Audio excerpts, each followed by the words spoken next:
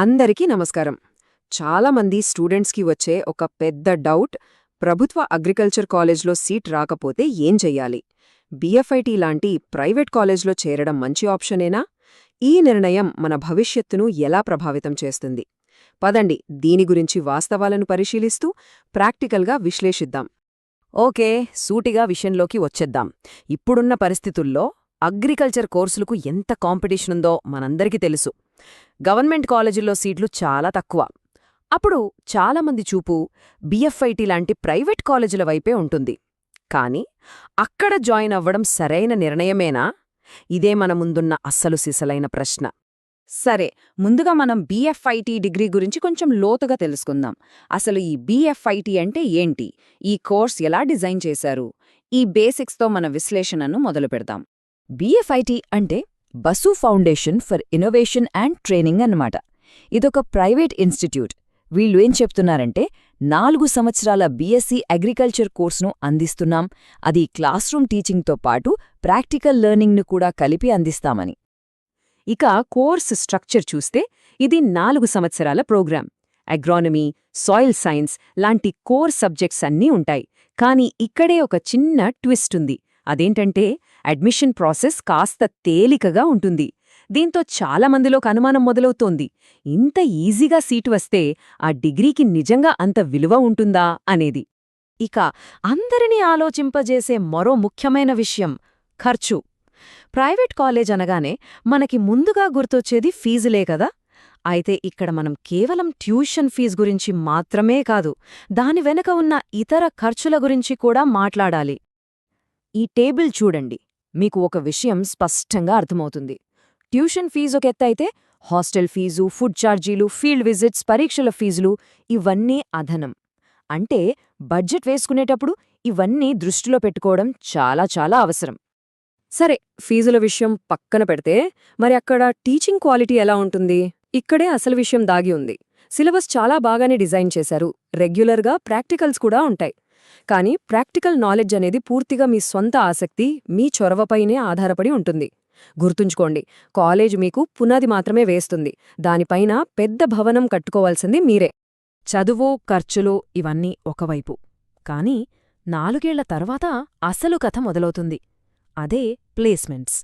ప్రతి స్టూడెంట్, ప్రతి పేరెంట్ ఎదురుచూసేది దీనికోసమే. మరి బీఎఫ్ఐటీలో ప్లేస్మెంట్స్ పరిస్థితి ఏంటి?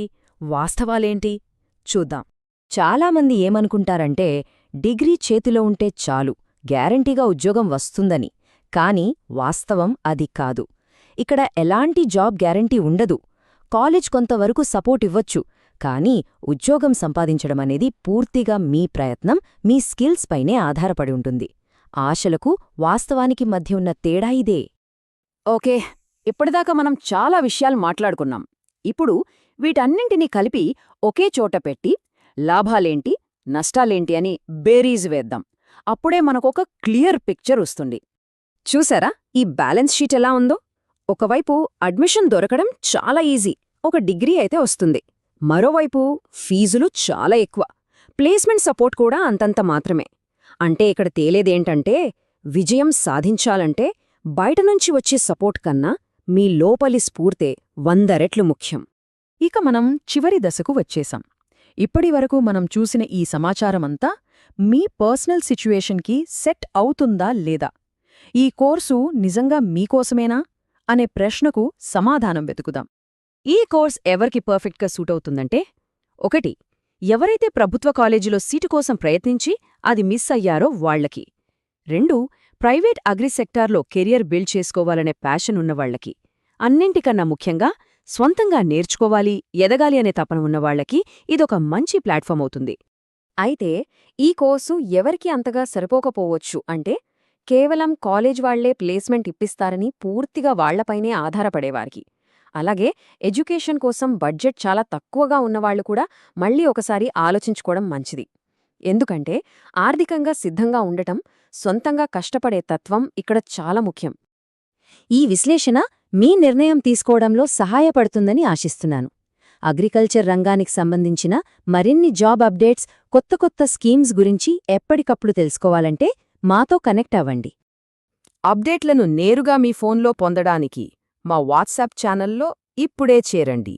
మీరు టెలిగ్రామ్ వాడుతుంటే మా టెలిగ్రామ్ ఛానల్లో కూడా కనెక్ట్ అవ్వచ్చు. ఇలాంటి మరిన్ని డీటెయిల్డ్ విశ్లేషణల కోసం మా వెబ్సైట్ gardenhacks.in ని తప్పకుండా విజిట్ చేయండి. చివరగా ఒక్కటే మాట గుర్తుంచుకోండి, మీ భవిష్యత్తు మీ చేతుల్లోనే ఉంది. కాలేజ్ అనేది కేవలం ఒక మార్గం మాత్రమే. ఆ మార్గంలో ప్రయాణించి గమ్యాన్ని చేరాల్సింది మీరే. సరైన సమాచారంతో మంచి నిర్ణయం తీసుకుని మీ ప్రయాణాన్ని మొదలుపెట్టండి.